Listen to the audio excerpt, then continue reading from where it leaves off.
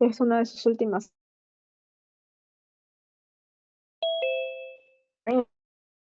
Ciclos.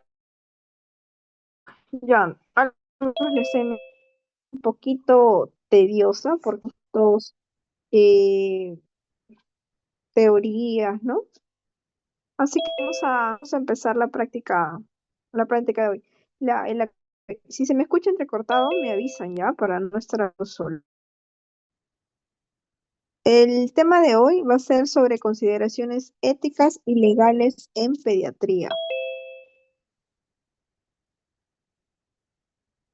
A ver, una diferencia entre qué cosa es la ética y qué cosa es la moral. No son igual son diferentes, tienen diferentes definiciones, ¿ya? La ética es lo que estudia a la moral y determina qué es lo bueno y cómo se debe de actuar. Es la teoría o ciencia del comportamiento moral. Eso es la ética. Entonces, la ética estudia la moral. ¿Y qué cosa es la moral? La moral es un conjunto de normas de conductas y convivencia íntimamente ligada a la ética. Esto es lo que tienen que, más que nada, aprenderse. Esto en todas las áreas siempre la van a tener que ver, así sea la especialidad que ustedes vayan a seguir a futuro. Y desde ya, desde siendo médicos, tienen que tener bien en claro cuáles son sus principales, sus cuatro principios bioéticos, ¿ya? Que eso lo enseñan desde, creo que desde el primer año. El primer principio tenemos a la autonomía, quiere decir que es propia del paciente. El segundo principio bioético es el principio de beneficencia, que más que nada es la relación médico-paciente. El otro principio es la no maleficencia, que eso más pertenece o está dado para... Y el cuarto principio es el principio de justicia, que eso ya aborda más que nada a la sociedad. Ahora vamos a ver un poco de los cuatro principios de la bioética. El primer principio, como les había mencionado, es el principio de beneficencia, en los cuales se refiere a la obligación de prevenir o aliviar el daño, hacer el bien u otorgar beneficios. Se debe ayudar al paciente por encima de los intereses particulares, obrar obviamente en función del mayor beneficio para el paciente. Por ejemplo, ustedes cuando sean médicos, que ya les falta poquito, ustedes no es que ya terminaron la carrera de medicina y ahí se acabó. No, el médico está en un constante aprendizaje, nunca deja de estudiar. Entonces, ustedes tienen que estar siempre capacitándose, tienen que estar actualizándose periódicamente, porque ustedes al estar actualizados y capacitados, a tiempo, por así decirlo, ustedes van a llegar y van a hacer un bien a su paciente, ¿no? Con nuevas técnicas, si es que alguna, no sé, parte quirúrgica o con algunos tratamientos que de la actualidad que haya salido. Entonces, como dice ahí abajito, el médico debe estar continuamente actualizado. ¿Cuándo no se cumple este principio de beneficencia? No se cumple cuando le haces al paciente, por ejemplo, tratamientos innecesarios, cuando hacen investigaciones médicas y no hay un beneficio para el niño, hay abuso y maltrato, o cuando ocurrimos o cuando vemos un caso de discriminación. En estos, por ejemplo, en estos ejemplos se ve que no se cumple el principio de beneficencia. ¿Ya? El otro principio, que es el principio de no maleficencia, o lo que ustedes conocen desde que estudiaron medicina, el primum non nocere, que significa no hacer daño, obviamente, al paciente, es la formulación negativa del principio de beneficencia que nos obliga a promover el morales provenientes de este principio son no matar, no inducir sufrimiento, no causar dolor, no privar de placer. Las obligaciones derivadas consisten en realizar un análisis riesgo-beneficio ante las tomas de decisiones. Ah, ¿cuándo no se cumple este principio de no maleficencia? Por ejemplo, en los errores en la administración de medicamentos, y por ese error va a causar efectos adversos o graves en la persona, en el paciente. Intervenciones quirúrgicas innecesarias o investigaciones médicas en niños sin el debido consentimiento. Ese es la primera, el primer principio que ustedes deben tener ya plasmado en todo su ser, ¿no? Que ustedes hagan lo que hagan, y el primer principio es no hacer daño a su paciente, ¿ya? Y ahí vemos unos ejemplos en los cuales no se cumple este principio. El otro principio, que es el principio de autonomía, que ahí mayormente ya, como les mencioné en la primera diapositiva, mayormente ya pertenece a la propia persona, al paciente.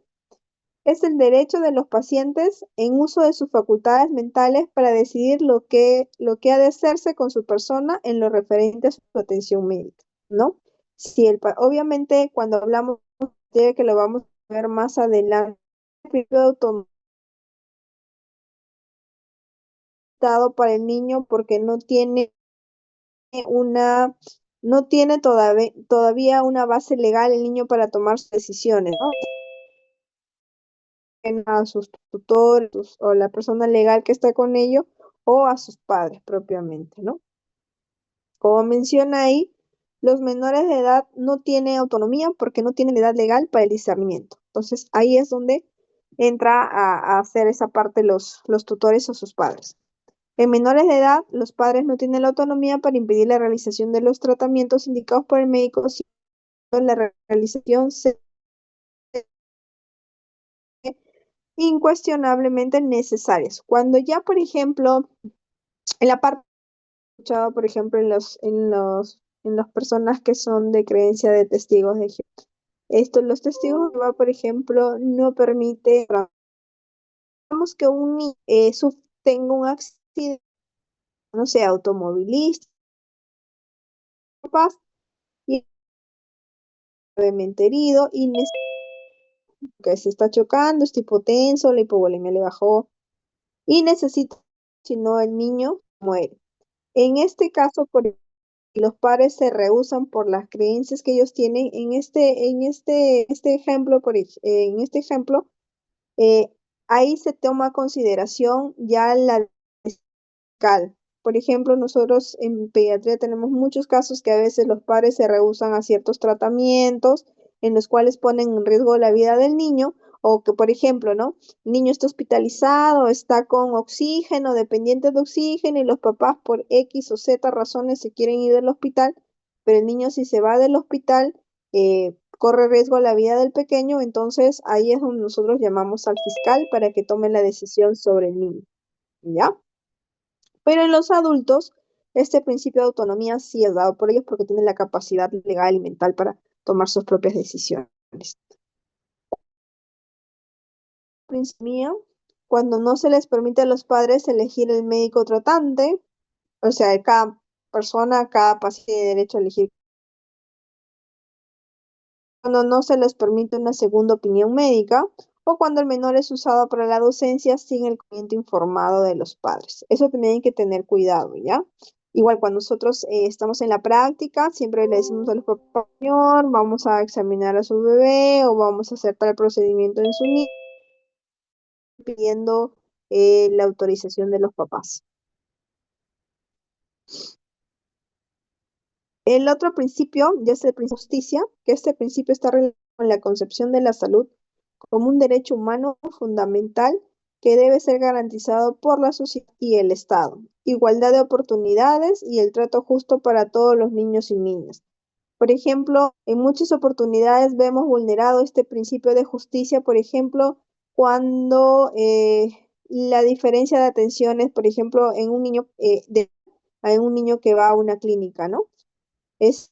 Lo tienen la misma patología, la misma enfermedad, pero supongamos que el niño que está en el hospital no cuenta con una unidad de cuidados intensivos porque no se cuenta con un ventilador mecánico o no se cuenta con una medicación especial.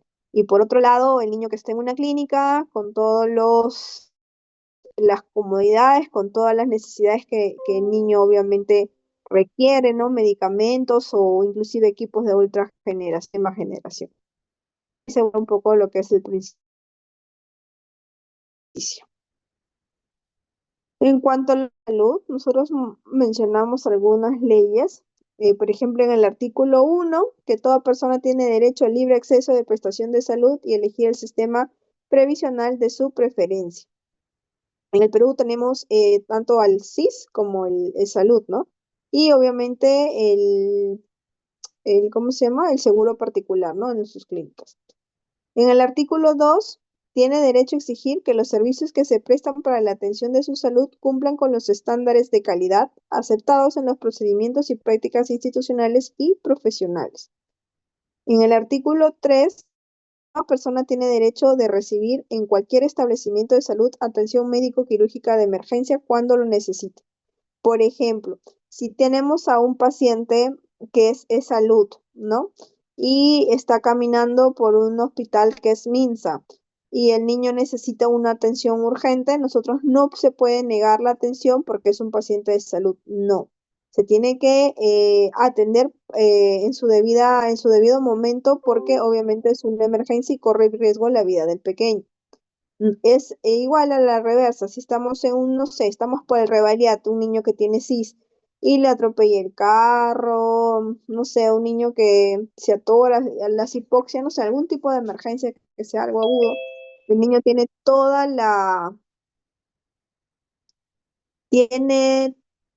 facilidades de que se le pueda atender en ese establecimiento que es de salud, ¿no? A pesar que el niño sea CIS, porque hay leyes generales que rigen para estas situaciones, ¿no? Como este que estamos mencionando, que es del artículo 3.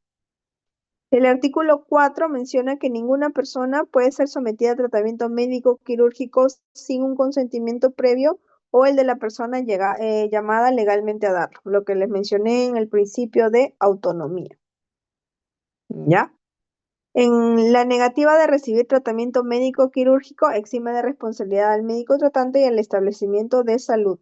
Esto solamente, como mencioné, es en los adultos. En los adultos sí no se les puede obligar, ya desliga de responsabilidad, como menciona ahí, médico legal tanto al hospital como al médico tratante, ¿no?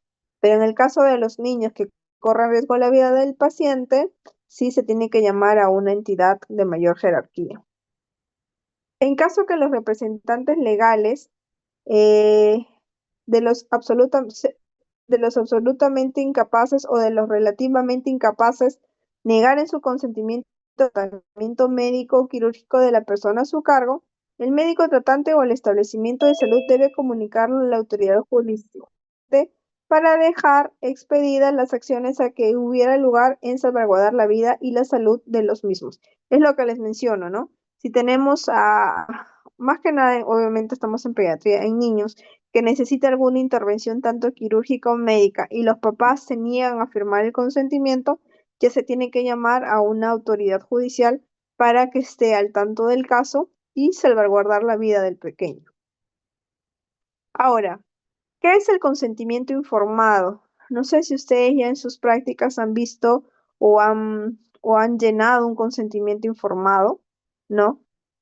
El consentimiento informado es un proceso gradual que se desarrolla desde el primer momento en que se toma en contacto con el paciente y a lo largo de toda su atención.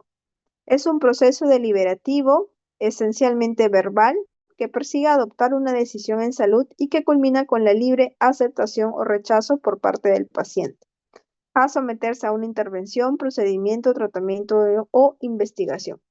El consentimiento informado, entonces, es un proceso en los cuales se explica al paciente qué intervención, qué procedimiento o qué se le va a realizar al paciente, ¿ya? O en el caso de pediatría, eso se le explica tanto a los padres o al tutor del menor, ¿no? ¿Ya?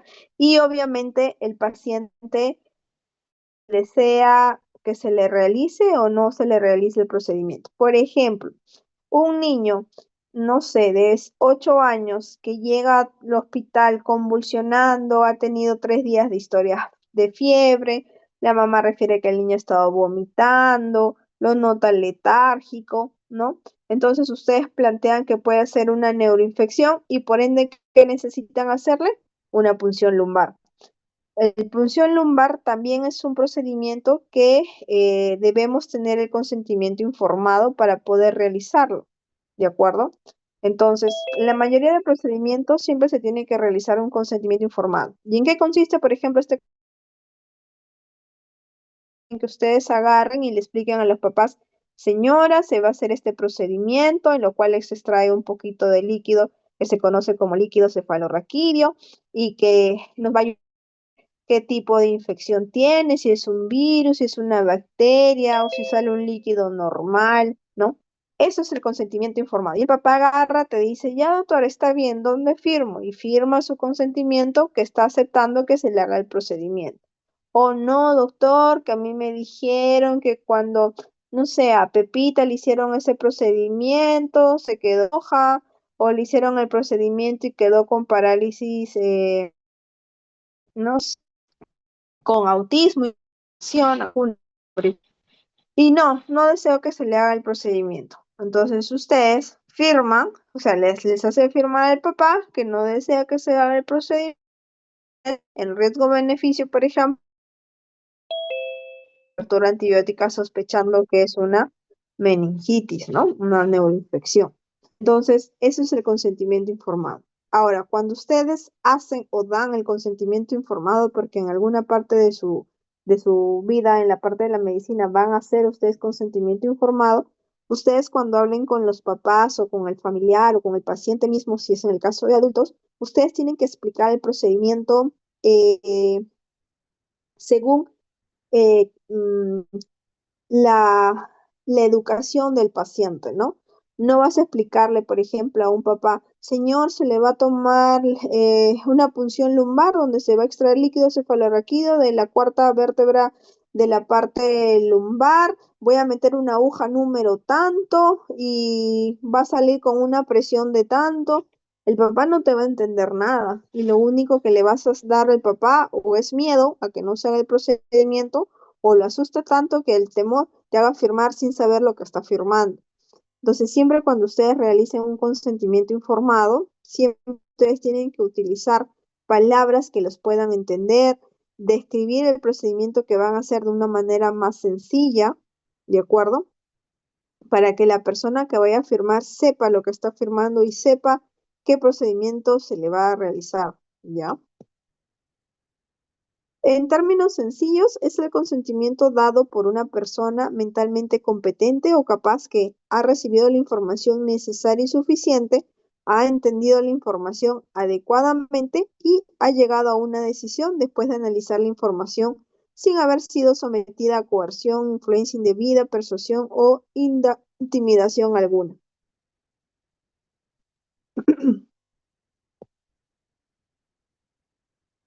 Inclusive cuando ustedes hacen los consentimientos informados, los papás inclusive tienen muchas dudas sobre algún procedimiento que se le vaya a realizar a su niño, ¿no? Entonces ustedes tienen que estar en la capacidad de responder todas las dudas que tiene, en este caso, ¿no? De pediatría el padre o el paciente.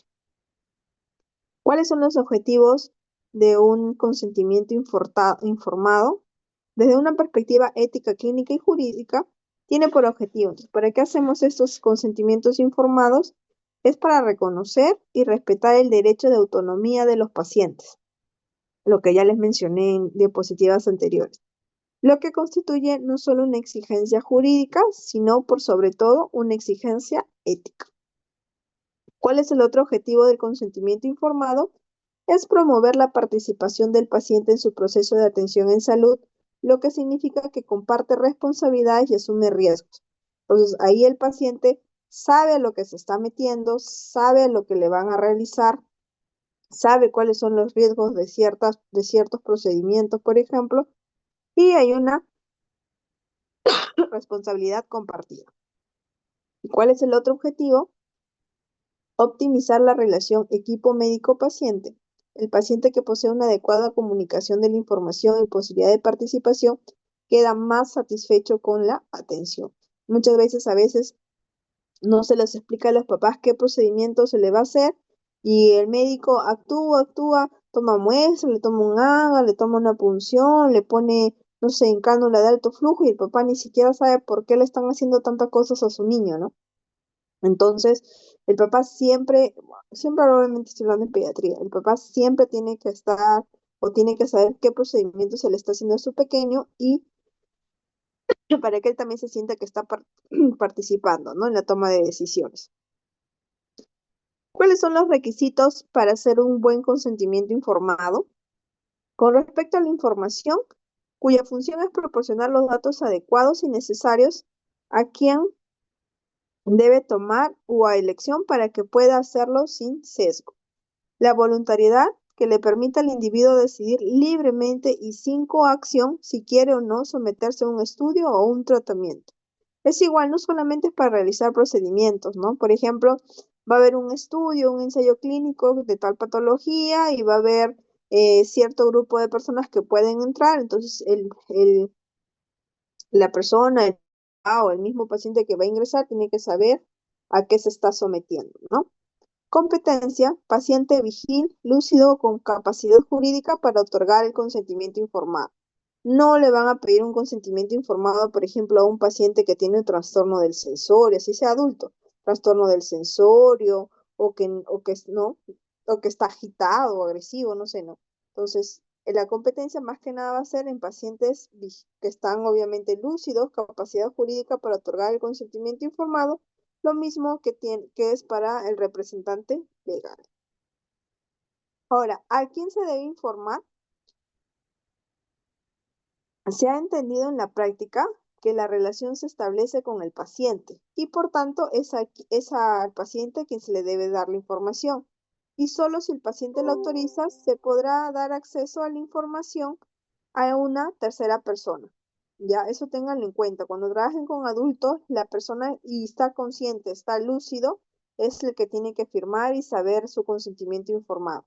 Ya si la persona lo autoriza para que una tercera persona, un tercer familiar también sepa, ya va a ser decisión o ahí va el principio de autonomía del propio paciente. Si el afectado no está capacitado para tomar decisiones, como en el caso de los niños, la ley obliga a tener el consentimiento de sus familiares o una persona vinculada, ya sea el tutor o un representante legal. ¿Quién debe informar? Obviamente el que debe informar es el médico tratante, ¿no? El profesional que va a ejecutar y hacer el procedimiento al paciente es el que debe entregar la información y conseguir el consentimiento del paciente, ¿ya? Está mal, por ejemplo, a veces cuando vemos que, no sé, va a hacerse una punción lumbar o va a tomarle un AGA y lo mandan al interno, lo mandan al externo, decir, dile papá el procedimiento que se le va a tomar. Y el externo, interno va bien obediente, le dice, señor, le van a hacer tal esto. Y el papá le pregunta algo y esa persona no sabe. Entonces le pone más dudas al paciente, le pone más dudas al tutor o al papá que va a recibir o que se le va a hacer y inclusive se puede negar de firmar algún consentimiento para algún procedimiento. Ya. Entonces, el que debe informar es el tutor, perdón, el médico. El médico tratante es el que debe informar y debe realizarse el consentimiento informado. ¿Cómo se debe informar entonces? La información, como ya les mencioné en slides anteriores, la información tiene que ser adecuada, suficiente y comprensible, es lo que más importa, ¿ya? El profesional debe adaptar la información a las características particulares y el nivel intelectual del paciente. ¿Ya? No le van a explicar con términos médicos. No sé, señora, le vamos a hacer un bypass coronario. Consiste en que vas a agarrar la arteria coronaria, la voy a anastomosar con la otra arteria ascendente y luego le voy a pasar un flujo de tantos. No te va a entender nada el familiar. Entonces siempre tienen que buscar palabras sencillas en que pueda eh, entender el paciente, ¿ya? O el tutor en el caso de los pediatras. ¿Qué debemos informar? ¿Para qué se va a hacer el procedimiento o tratamiento? ¿Qué se espera obtener con el procedimiento o tratamiento que le vayamos a realizar? ¿Cuáles pueden ser los riesgos de realizar tal o cual procedimiento? ¿Qué alternativas existen a los que se está proponiendo? ¿Qué ocurriría si el paciente decide no acceder a lo que le ofrece? Posibilidad de cambiar la idea frente al consentimiento otorgado o rechazado. ¿A qué se refiere con la revocabilidad? Supongamos que la mamá asustada agarra, ustedes le explican todo, ya acepta que se le haga la punción lumbar. Ok, la mamá lo aceptó, pero justo viene el papá más ratito y ustedes recién estaban consiguiendo su aguja de punción lumbar. Viene el papá le dice, no, no, señor, no, no, no". Y la mamá agarra, no, señor, ya no quiero que se le realice el procedimiento. Ustedes no pueden decir, no, señor, usted ya firmó, así que ya fue. No. Tienen la opción o tienen esa posibilidad de que si hay cambio de idea pueden revocar lo que es el consentimiento informado. ¿Ya? Alcanza el consentimiento informado profesional. Aunque el consentimiento excluye al profesional médico de responsabilidad por consecuencias previsibles, no lo redime por negligencias o imprudencia en sus obligaciones. Por ejemplo, eh, a ver, no sé, por ejemplo, la parte de anestesia. El papá acepta, firma el consentimiento informado para que se le haga la anestesia general al niño porque va a entrar a sala por una apendicectomía.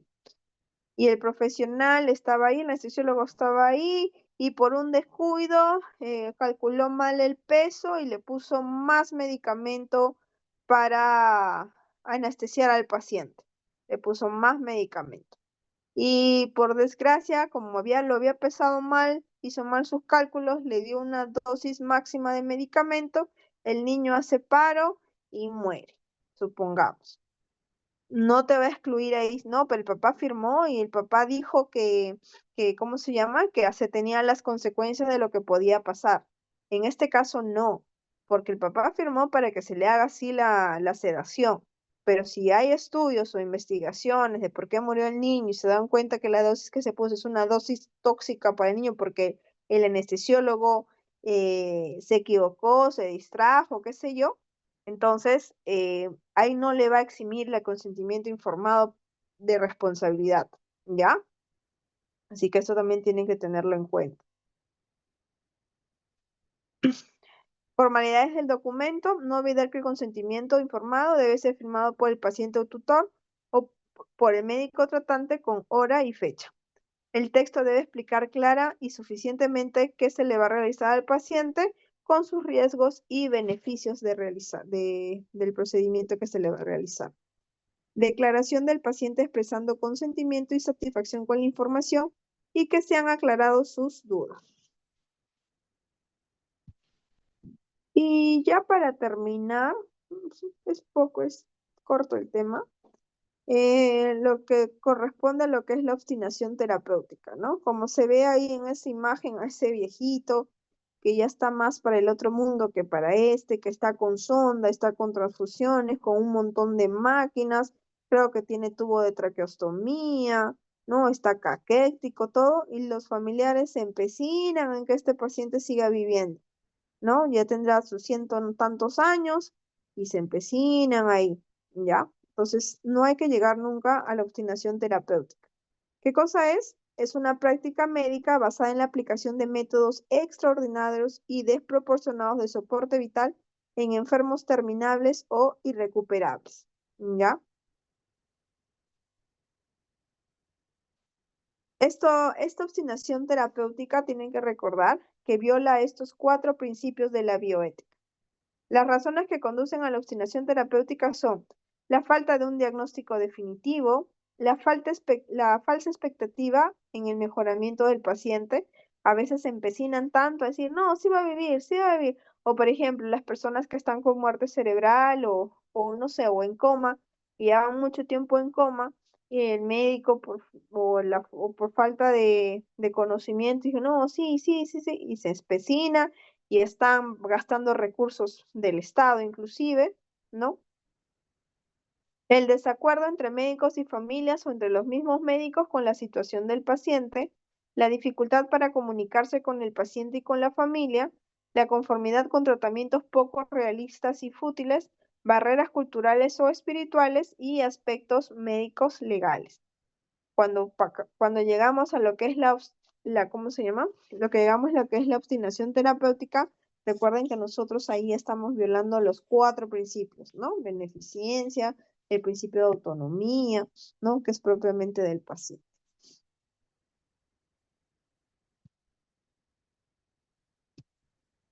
Y,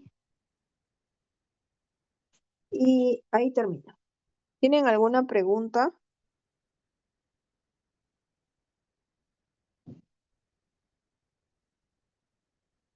Todo claro, doctora. No, claro, doctora.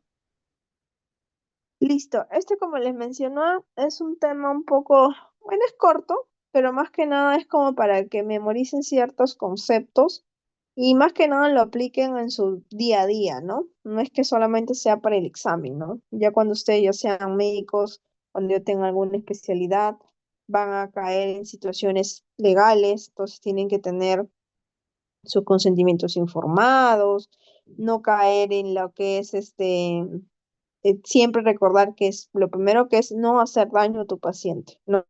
Y siempre basarse en sus cuatro principios de la bioética. En todo, en cualquier área, en cualquier especialidad que vayan a seguir, inclusive si se quedan como médico general, siempre tienen que recordar sus cuatro principios. ¿Ya? Listo, chicos. Son libres. Creo que es la última Doctora, teoría. ¿Alguien habla? Muchas doctora, gracias, doctora. sí, que por favor Buenas puede pasar a tardes. clase. Ah, ya sí, sí, sí, le paso a la delegada. Ok, gracias, doctora. Listo. Listo. Muchas gracias, doctora. Chao, chicos, cuídense.